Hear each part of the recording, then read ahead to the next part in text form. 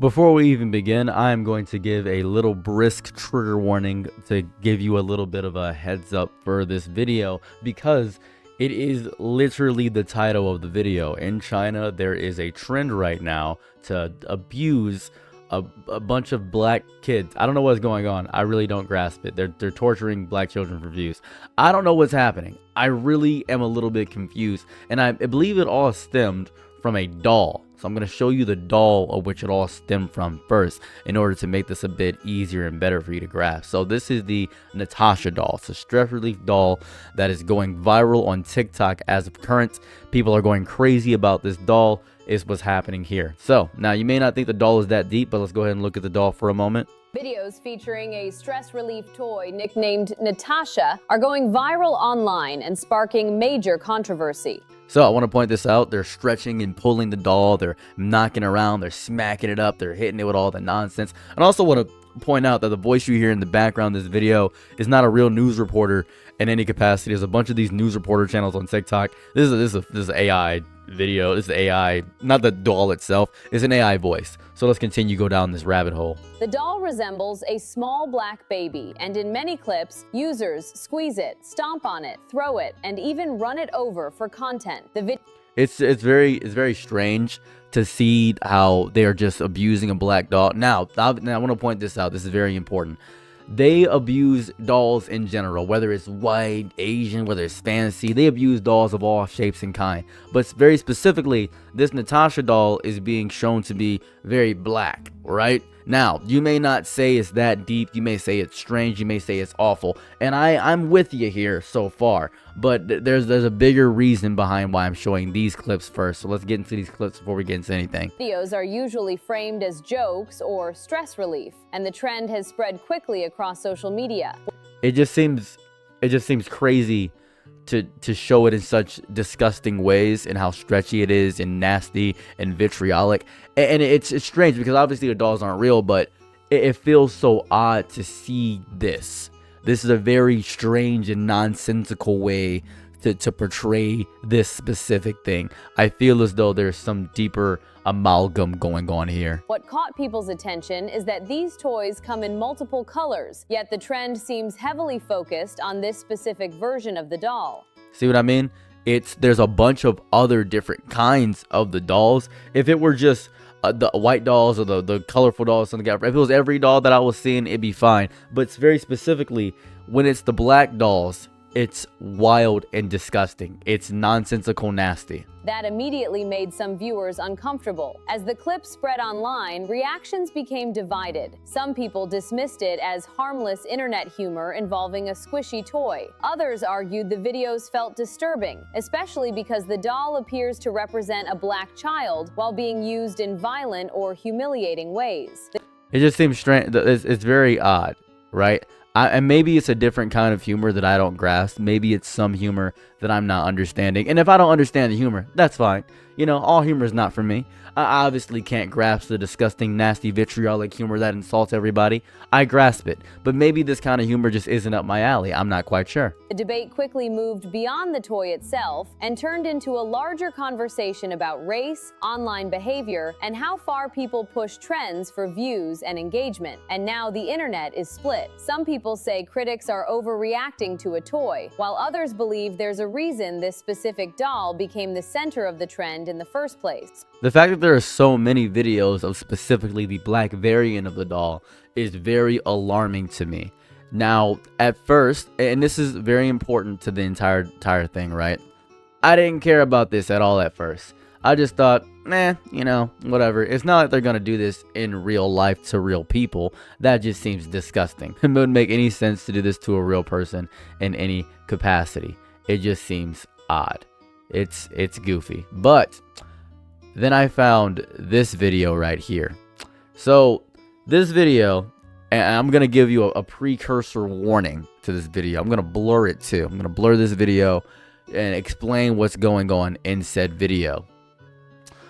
So a black baby is being held by its head and screaming and crying. That's what's happening in this little blur right here. It's a black baby being held and crying. In the next clip, they're pushing a black child down. Looks like a black woman child. a black girl is a black woman child. I'm using very alien terms. A black girl is being pushed to the back, and then afterwards, it seems they're putting a pillow over her face and pushing it against her while she's crying, and then laughing at it. A little black boy is crying, and everybody's laughing in the comment section. You can see right there, they're laughing in the comment section. She's be on Red Note, by the way. It's the Chinese app Red Note, where there's a bunch of these videos propagating online where they're making fun of all these people. They're kicking the little black boy. They're making them eat things. The little black boy's running and he falls over, and they're laughing at him. And then they're falling, and they're laughing at him, saying ha ha ha, look at him laugh, and they're just making fun of him. The black boy is crying, and they're showing the black boy on the ground suffering, and they're laughing at him on the ground. That seems to be strange. Come closer, look. They're making fun. Look at this little black boy suffering. This is so cool and cute. And then they're making fun of her on the thing. They're showing violence towards this child who just appeared on screen, and they're making fun of the baby right there. Terrifying. Good fall, making fun of them. Just a bunch of black babies falling and showing how disgusting it is, throwing into the broiler. It's very nasty. And they're actually making them say nasty things about this stuff, making them say nasty stuff, making them say evil things to themselves in a language they don't understand. It's nasty. It's really disgusting, and it's like a lot of Chinese racism against black people that I'm discovering here. It just seems odd. It just seems odd. And then she goes to talk about it in more explicit detail about this stuff, but it's propagating a lot online, and I'm really confused about this kind of stuff. So I've seen a lot of creators talk about this stuff now, about how, oh, I can't believe there's racism in the big year 2026. And this is one of the more so creators that have talked about it right here, which is, his name is This Fellow Dipped. If you're curious about this guy, This Fellow Dipped. He's a very good content creator. If you want to follow him, there goes his stuff right here, This Fellow Dipped. If you're curious, if you're on TikTok and you want to follow this guy, pretty good content creator. So we're going to watch parts of his video as well and see what he has to say about this. Like the Chinese people playing with that Natasha doll, a black baby that they toy with and smash and step on and tear apart. It is strange. It is odd that they're just destroying it and nastily messing up the doll. You're the new slaves. Interesting statement. I hope you realize that. You guys are the pets for white supremacy. You're the new slaves. Yeah, it's a lot of Chinese, and I've noticed this with a lot of Asian culture more so. If you look at Korean culture, it's about having your skin be as white as possible to represent your purity and nonsense of that variety. The beauty standards are being as thin as possible, being as white as possible in Korean culture, in South Korean culture, and in Chinese culture. If you ever see wuxia films, if you ever seen any manhwa or anything of that variety, it's usually skinny guys, and they're usually just not having a lot of macho stuff. It's really just feminizing a lot of the men there, if we could be so bold to say. And that's not a bad thing personally. I love it personally, but I think it's a lot of the Eurocentric beauty standards and a lot of Americanism being shown with how Japan operates and how they worship Japan, well, how they worship American culture and how they do that in that variety. It's very odd to see. What? You don't benefit from the work that you're doing, right? You're just working hard as hell to please your white masters. And for what? What do you gain from that?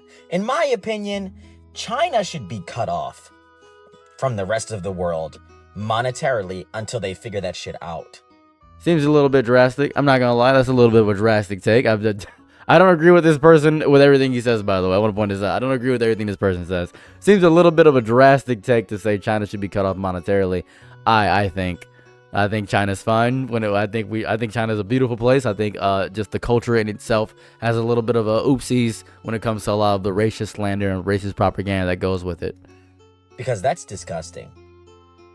Imagine if black people as a whole did what y'all do to us. We're not even thinking about the rest of y'all, but you have us on your minds constantly. The whole black... It is strange. It is strange that a lot of... And this is the big issue I have, right? I'll be minding my absolute black business. I'll be doing absolutely nothing. And out of nowhere, for some odd, indescribable reason, I don't grasp it, I'm the subject of many controversies and conversations. I just do not understand it. And people all over are talking about the Natasha doll and how it alludes to how they're torturing people in the other places. It is strange. It is strange. especially with this creator right here, who is Jasmine Depqua. If you're curious about Jasmine Depqua, we have her right here. Bada bing, bada boom. You go ahead and follow Jasmine Depqua, but she's talking about this as well.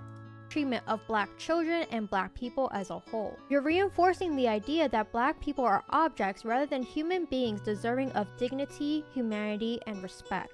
Yeah, it's so odd seeing that people go out of their way to just torture a doll visualization of a black person and then bring that into real life to torture other black people. It just feels it's an odd step to do so. And this whole Natasha doll situation is very dehumanizing. It's so odd because even then, even back in the day, there was this mindset of African Americans or Africans themselves being uncivilized, uncultured, being playthings for the rest of the world. And now we're bringing that back in with the Natasha doll in itself. And I'm not saying you can't have black dolls. I've seen people say, well, you guys finally wanted a black doll. You guys finally got the black representation in dolls, and you're mad we're just doing what we do with dolls. It's a fake toy. I don't grasp it. That's not the point. See, it's the fact that these videos are propagating so much, and it's dehumanizing to see. It's very dehumanizing. Yes, we wanted representation in media, and we wanted representation with toys, but now that we have the representation, you're showing how you feel about black people by torturing and abusing these dolls for everyone to see. That just seems odd. That just seems very, very odd to do so. Is that not an odd thing to do? Just feels strange. Watching those babies and children cry was truly heartbreaking because we're no longer talking about dolls. We're talking about real children. Yeah, this is when the real kids were getting abused for views. A lot of people were just abusing the kids for seemingly no reason. It just feels strange to just attack them, because if it's to stay with the dolls, I would say, you know, maybe they have some aggression, they can take it out, as long as it doesn't come into real life and they do that. But when you reinforce that behavior, in your mind, you get to a point where it becomes to that standpoint of abusing kids.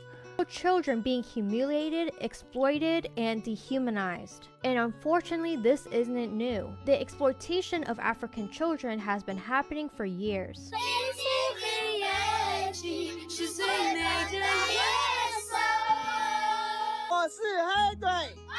Yeah, this goes to showing more of this and how they're doing this with all the black kids. In 2022, BBC... Yeah, Racism's for Sale. It's a BBC African Eye documentary. You can check this out. This is on YouTube. You can just check this out. This is a thing that has been happening for years and this is important. So, little known fact, and you may not know this, I was born in Africa. I was born more so in Egypt. I was born in Alexandria. I moved to Cape Town, and in Cape Town, there were so many Asian people in Cape Town. I didn't know that Africa was mostly black for a long time because there were so many Asian people in Cape Town. When I was in Cape Town, I was just thinking, wow, there's a lot of Asian people here.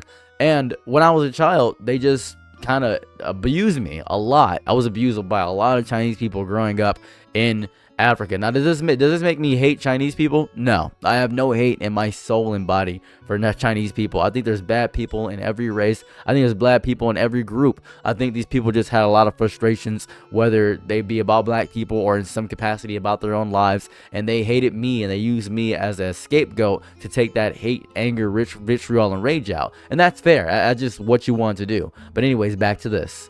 Africa Eye exposed a Chinese man named Luke, who was living in Malawi and filming children for personalized videos that were later sold online. Some reportedly sold up to $70 on Chinese social media platforms. What breaks my heart even more is seeing children being used to repeat colorist and degrading messages about themselves. It is so sad because it reinforces in the child. Whenever this mindset comes into play, it will reinforce and go inside the child's mind and body, and they will have this horrifying mindset about themselves where they don't feel like they themselves are human. They will feel as if they are disgusting and hate themselves. There are so many black people in America that wish they were light skinned or think dark skins are just disrespectful and nasty. There are people that see me and say, oh, you should cut your hair because it's too black, it's too big, it's too loud. I will have my hair in any style I see fit, in any way I see fit, in every capacity I see fit, because I think my essence, what I am, is beautiful. That's just me. Not just by virtue of black is beautiful, because I have to say black is beautiful. It's not the fact. You gotta understand what I'm saying. I have to say black is beautiful because people don't think black is beautiful. You can say white is beautiful. You can say indigenous is beautiful. You can say that all you want. You can say it's fine. It's dandy. That's great for you. But people think black is an undercurrent. I think that it's so nasty and vitriolic and disrespectful in the common day and zeitgeist to have so many different things and so many different ways to disrespect and treat black people as if they're subhuman, as if they're not people, as if they're not real, as if they don't have bodily autonomy, as if they don't actually have feelings. We're treating black people as if they're not real. That's the bigger issue. And the children are going to reinforce these stereotypes and learn these meanings and learn these words. And children absorb.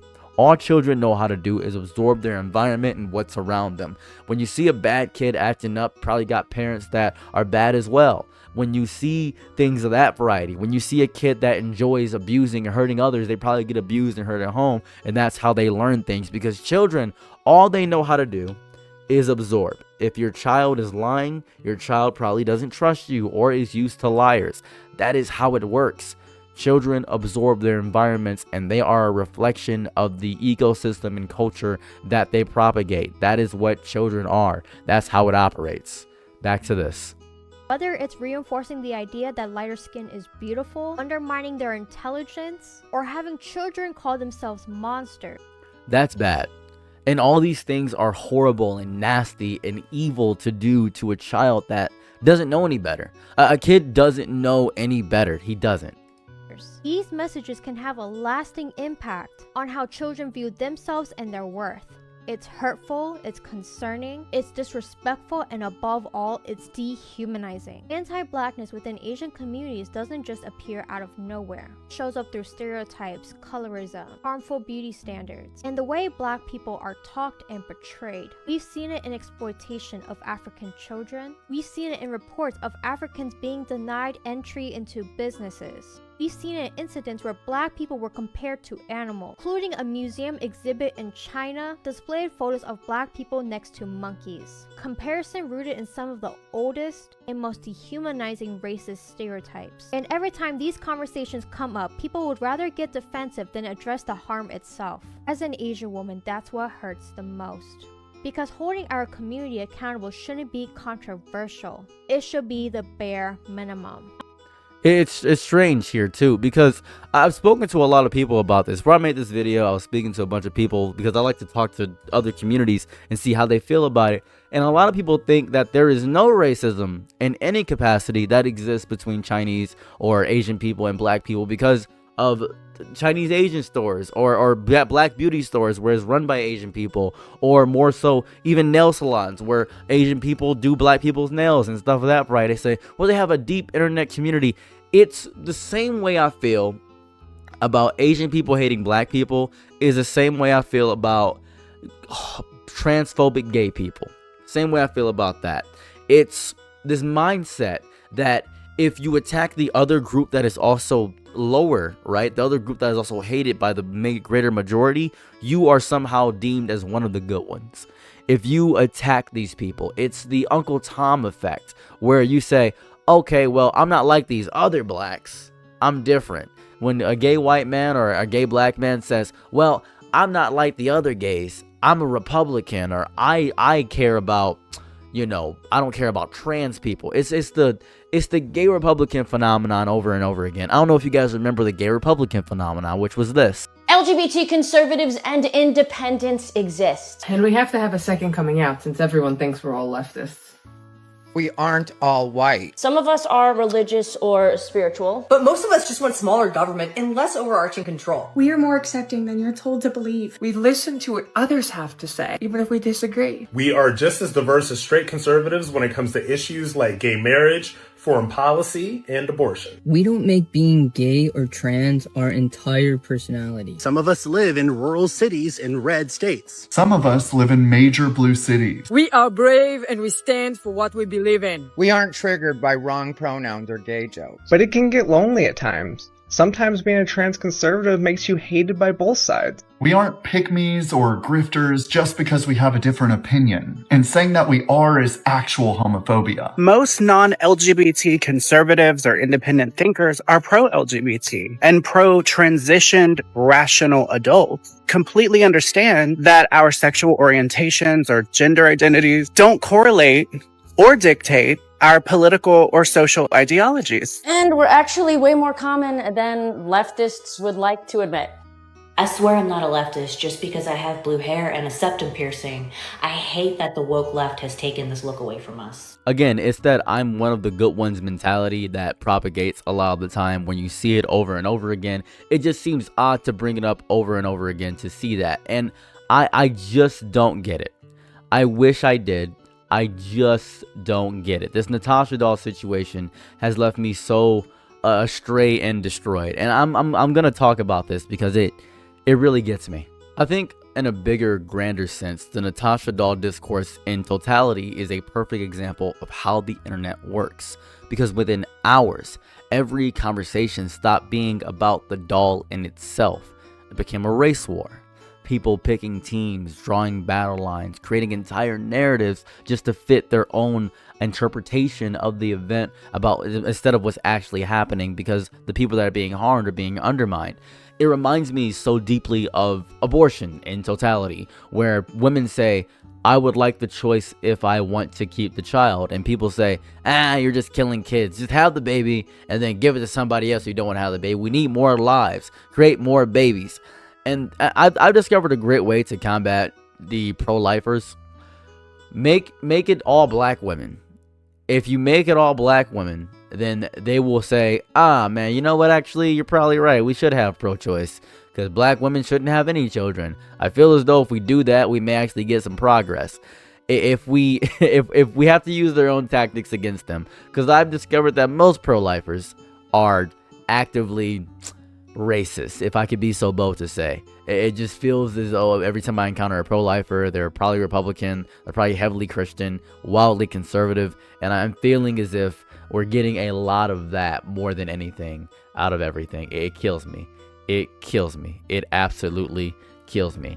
It's disgusting because we're preparing for another month of screaming at strangers online. And you know what's crazy? Social media loves whenever we talk about this stuff, right? Nothing keeps people glued to a screen longer than anger. The anger you're probably feeling is probably what's keeping you on this video right now. The anger, the driving anger is doing that. Nothing drives that engagement harder. The doll as a prop, the actual object, the doll itself, that's completely irrelevant because what's happening now is that people are actually getting harmed. We are witnessing actual harm from people. What matters is that thousands of people are now emotionally invested with each other, and they're going to be arguing for weeks. This is a money printer for people that love outrage content. And what frustrates me is how these conversations pull away from larger issues. And there's so many larger issues that are going on in the world thing. Everyone argues about it. Every timeline becomes consumed by a single rage, a single clip, a single screenshot. Entire populations become distracted by the newest cultural battlefield. Discussions about wages, housing, healthcare, education, corruption, and quality of life get pushed to the background because we are so often just arguing about the next big controversy every single time. That's what happens. We can't say singularly focus on one thing. A people divided is a people weak. We are weak because of this stuff. The internet is amazing. I believe we have the Library of Alexandria readily at our fingertips at most points in time. It is very fun and I enjoy that. But we are addicted to these rage-baited machines. Racism ruins everything. Not just the obvious things, everything. Not just the things about conversations about race or conversations about treating people like people. It seeps into conversations that should have nothing to do with race. It makes everything about race. All of it. You could take a cartoon, a commercial, a comment, and turn it into a weeks-long war where nobody's winning. Nobody's actually getting anything out of these conversations. What are we gaining from all these conversations, right? I don't know. I cannot think of what we have gained from all the anger that we have done besides higher cortisol levels. And then this is what happens, right? This is the loop that happens, what I see every single time. We get angry. We go to work and take that rage out, and now we're working out essentially. We're working the rage out, and now we're so distracted, we're so destroyed, and then we go online and we argue more to make ourselves feel important, and you feel accomplished because you've argued with somebody on another part of the world. You have done something, and you see the hundreds of likes you get, and you get excited because you're getting attention from rage baiting or getting rage or something of that variety. It's insane to me. It's disgusting. And racism is not this ancient relic that only exists in history books. People that don't think racism is real confuse the hell out of me. I don't get it. Racism is alive, strong, and well. Travel the world for 5 minutes, and that illusion, the illusion of, oh, well, racism is so long ago. No, racism is right here. Racism is always right here. Every country has prejudices. Every region has stereotypes. Every culture has groups they look down upon. Every single time. That is how it operates. The details change depending on where you stand, but discrimination did not magically vanish because a few corporations started posting diversity slogans. DEI initiatives, the diversity, equity, and inclusivity, all that stuff. The reason why we have stuff for veterans, the reason why we have stuff for black people, is because of the strong hold racism still has to this day. And it always agitates me when people say, oh, they're hiring black people because they got to make a quota. Yeah, they need that quota because they wouldn't hire black people, period. People want to have this fantasy, this imaginative fantasy that there are people, for some reason, that hire based on skills. That's not true at all. So I have worked at jobs my whole life. As a matter of fact, I've been a hiring manager. And if you've ever tried to apply to a job, you know that it's worthless if you don't know somebody. Networking is the best way to get a job. Knowing somebody inside the company that can push your application or vouch your word and say, oh yeah, you're good, this is great. That's why a lot of jobs would have these recommendations. Did anybody refer you to the job? Who referred you to the job? Then they'll ask the person at the job, is this person a good worker? And it pushes your application through. We would do that all the time when I worked in HR. When I worked in HR, that's all we did. We literally just asked people, only cared about people that have somebody that referenced them, or do you have a reference for somebody asked you to work here? That's what it is. That's how we operated. Human beings are very good at creating social hierarchies, finding places to place themselves above someone else. And black people specifically continue to find themselves at the center of jokes in many parts of the world. Sometimes direct, sometimes hidden behind humor. Oh, you like watermelon. Watermelon's delicious. What's going on? What do we not like watermelon? You like watermelon because it's cheap to eat. You know where the watermelon and chicken stereotype came from? Chicken is very cheap. It's poultry. You can get chicken anywhere. It's very easy to get chicken. And watermelon, guess what? It's very cheap. It's easy to get anywhere. And because those things were cheap, they were associated with black people being cheap. Oh, and then people say, oh, I'm just joking. I'm just joking. You're repeating the same stereotypes that have existed for generations. Oh, so now we can't joke? Now we can't joke. Okay, we can't joke now. We can't joke about racism. Listen. It's always, you can call me a slur and I can call you a slur. It's fun. Well, I don't want to call you a slur. Have you ever considered that I don't want to participate in the humor that you're doing?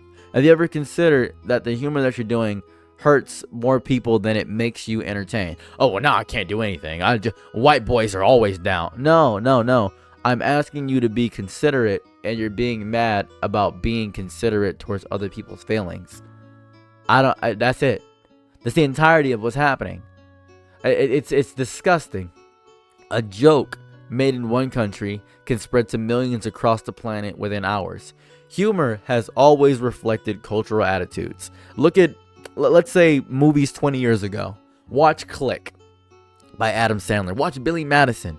You know what Billy Madison's about? Billy Madison is about a middle schooler sleeping with his teacher, having a baby, and everybody thinks it's hot. That's what it is. That's the humor of back in the day. That's what the entirety of Billy Madison is. That's the whole plot of the movie. Look at any of the humor back in the day. Look at any teenage drama or rom-com. Look at those movies back in the day. That's the humor. And sometimes it's racist. There are movies that are wildly racist back in the day. There are Asian moms pretending to be black in ghetto. There's Soul Plane, which is the worst movie in human history. It's disgusting and I hate it. It's these attitudes reveal things about people that people don't want to openly admit, because that will require accountability, and that accountability would make them uncomfortable, and nobody wants to be uncomfortable, because then you'd be forced to grow. You know what the most beautiful thing about being uncomfortable is to me? Is the fact that when you are uncomfortable, you are forced to grow. When you are uncomfortable, you have to find a way to make yourself comfortable, so you are forced to grow within yourself. That's what it is. Social media rarely acknowledges how different racism looks depending on where you go. People imagine it as one universal phenomenon with one universal cause and one universal expression. That's not true. Racism is different in every single culture. It is different in every single culture. When I lived in Saitama, Japan, it was expressed to me in xenophobia. People would call me Chris Rock. They say, "Oh, you're Chris Rock." And I said, "No, I'm not Chris Rock. Do Chris Rock. Do Chris Rock. I need you to do Chris Rock." I don't know Chris Rock. And you know what's crazy? I did Eddie Murphy and they thought it was Chris Rock. I just did the voice of Donkey from Shrek. I just did, "Shrek, I like you. In the morning, I'm making waffles. Oh, I like that boulder. I like that boulder." That's all I did. That's the entirety of what I did. And people just assumed, "Oh yeah, that's Chris Rock for sure. I know Chris Rock. I know black people. That's what it is." But reality is much messier, and racism doesn't look the same everywhere. Different countries have different histories. Some Scotsmen hate Irishmen. Some Geats hate the Norsemen. It's all over. It's crazy. There's different tensions, different power structures, different prejudices. Understanding those differences requires actual curiosity and study. Curiosity doesn't work. Nuance gets sacrificed in favor of which headline causes the largest emotional explosion. But that explosion itself is the content. And then the content will become a revenue for the person making the content, and the revenue is the goal. The reason I talk about so many inflammatory things is to get to these conversations at the ends of my video, hence why I chapter them in such ways. I do the big controversial thing, the title, boom, bang, oh, it's crazy. And then it gets worse, and there's a growing tendency to treat every racial controversy as though it exists in complete isolation. Nothing exists in isolation. Cultural attitudes are shaped by decades of centuries of history. That's what it is. Entertainment reflects society. Society influences entertainment. Public perception influences policy. Policy influences opportunity. Everything is connected. Every single thing is connected. That is how everything has always worked. That is why Donald Trump is able to say whatever he wants to, and it is entertaining, because we have fused politics and entertainment at the same exact time. When people discuss symbols without discussing the systems and history surrounding them, the conversation will become very shallow. Systems and symptoms are argued about, but the larger patterns that create these symptoms are often ignored, and people are confused about what the issue is. The comfort is the problem, and the bigger issue is this entire Natasha doll discourse also demonstrates how difficult it has become to determine what is genuine and what is performance. Some people are sincerely offended. Some people are sincerely confused. How could you be offended by this? It's just a doll. Some people are farming engagement. Some people are looking for attention. Some people are searching for confirmation of beliefs they already held before the controversy even started. Social media collapses all of these motivations into one gigantic chaotic pile. Everyone appears equally authoritative regardless of their actual intentions or expertise. It's chaos. We have become addicted to chaos. I think conversations like this should encourage people to think more deeply about the world around them instead of jumping into deep tribal warfare. Racism remains a reality in many, many places. It is still the heartfold of many, many areas. Prejudice remains a reality in many places. Black people remain the target of jokes and stereotypes in many places. And this is not to discredit any other racism. I know Hispanic people get destroyed. I know women get annihilated. I am not trying to do that. I'm not going to turn this, though, into an all lives matter thing. You see, the issue that happens all the time, right, is when I talk about one issue, one singular issue, people say, but what about this? What about that? Using whataboutisms in order to detract from the main central theme of what I'm talking about. Which is fine. I agree. There are a bunch of bigger issues, and there are serious topics worthy of a serious discussion, hence why I brought it up earlier. But right now, we should focus and central hold on the bigger thing. We need to have center focus. The biggest issue I have with the No Kings protest is that it's about everything. It's just awareness. If awareness was a protest, it'd be the No Kings protest. We don't want any kings in America. This is disgusting. We hate this. Yes, that's great. But what policy do you wish to change? What do you wish to enact? What are we actually fighting for? We need to find centralized goals to fight for. Modern internet culture transforms every opportunity for reflection into a big, gigantic, Roman gladiator-ass arena. It's disgusting. People compete to be the loudest voice in the room, and calmness gets destroyed. And this mountain of noise comes in a flood of anger and very little understanding. Very little understanding of your brothers, your people that share the same blood as you. All of you share the same blood as me. We are all connected. We are all one thing. And I love that. Racism ruins everything because it makes genuine connection impossible. Every interaction becomes filtered through suspicion. Every joke becomes a potential attack. Every comment becomes evidence of something larger. People stop seeing each other as individuals and start seeing each other as representatives of entire groups. And it's so easy. So easy to hate an idea because you hate the symbol of what it represents. We are individuals. The doll is not a doll anymore. The doll is a symbol. The symbol is a weapon. The weapon is aimed at strangers, and the strangers are people. And the people are lost in the war of what everything is.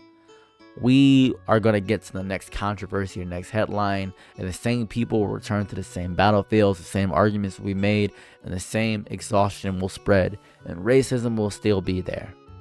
The conversations will go nowhere. The only question I have is whether anyone will notice that they have been having the same fight for years without anything ever changing. Do you notice that nothing is changing? Do you notice that? I hate this Natasha doll situation because it is showing people what has always been there. It shows people that things that they haven't even considered because they are so hell-bent on doing nothing about it. It just is something else to get mad about. That's all I see.